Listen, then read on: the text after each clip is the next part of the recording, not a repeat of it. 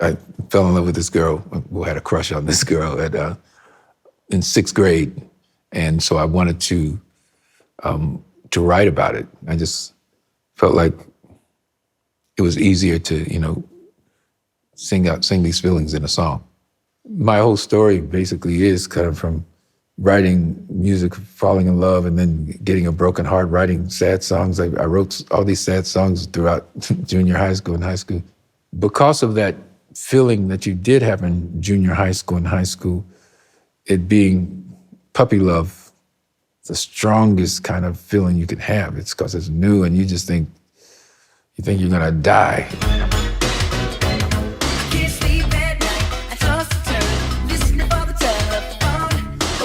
That was the best thing about, I think, the late 80s and 90s music, is that you used to have bridges, and it'd make it fun to make records.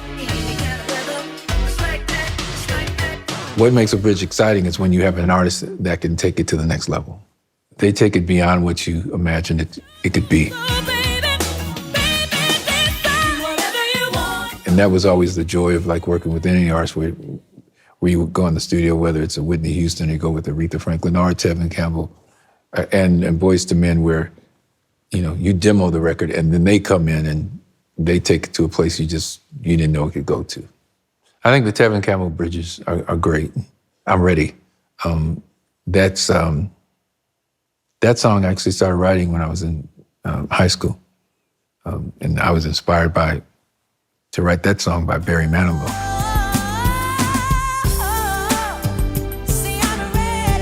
I think back in the 90s, most of the time we would get a call from the record companies and say, do you want to work with this artist? And to be honest, it was a lot of times about, okay, can we get paid, And then it was a question of the artist and whether or not we thought we could bring something to the table.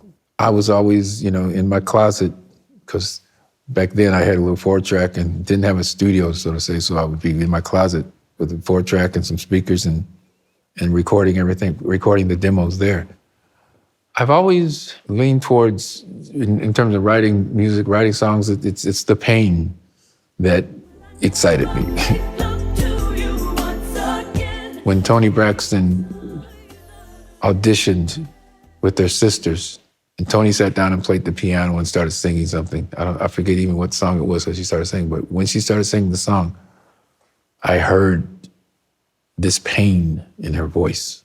And that's when I was excited. I was like, oh, I can work with her. When I wrote Don't Be Cruel, I was definitely thinking of Elvis Presley. I did love the song Don't Be Cruel by Elvis Presley. I loved the feeling of it, I loved the vibe of it, and so I loved the title of it. And I thought that Bobby Brown I thought that Bobby had some Elvis in him.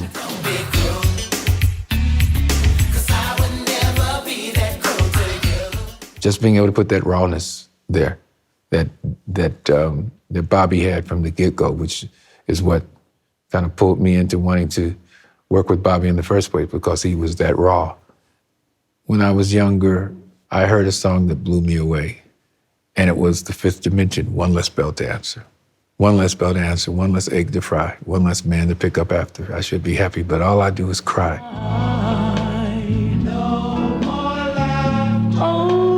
That's a Burt Bacharach song, and he's one of the greatest writers as well. And it was a song I always wanted to write. And I didn't know when that song would come, but I wanted to rewrite this song. I wanted to write something that felt like that. As much the lyric as it was the melody and everything else of what a woman goes through. Early in the morning, I put breakfast at your table. Karen just happened to be there at the time when I came up with it.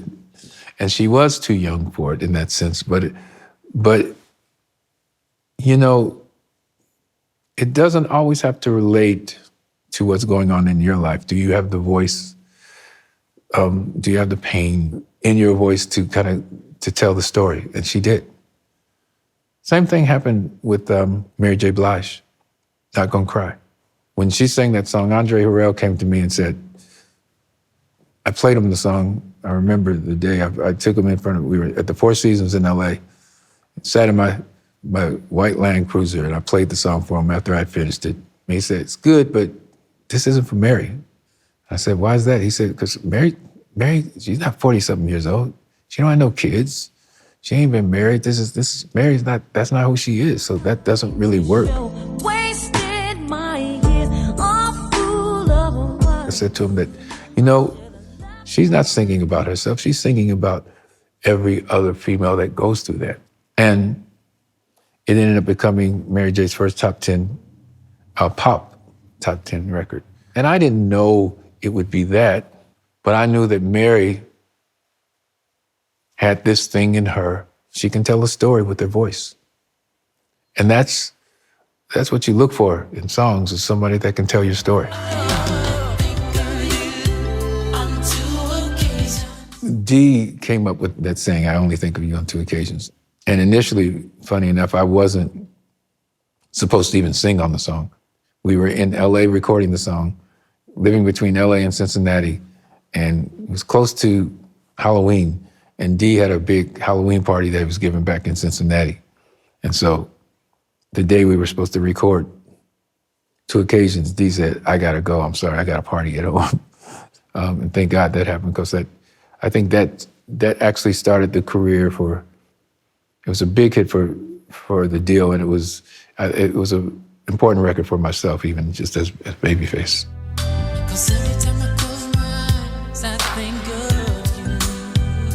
As soon as I Get Home was saying exactly everything that the woman wanted to hear. I knew exactly what I was doing. And there were a lot of guys that would be mad at me, for real mad at me, that I was saying those things, like, you killing it for us. I'll buy your clothes. I'll cook your dinner too. Women wanted to feel like, well, maybe you would do for me what I would do for you. The world's changed a lot, and women are certainly in a different place, and they're not in the same world that it was when I was growing up, and would see how men would treat women. Women are far more independent, and they don't look for songs like Soon As I Get Home to somebody to save the day for them. They can save themselves, So being romantic today is a little different than being romantic in the 90s.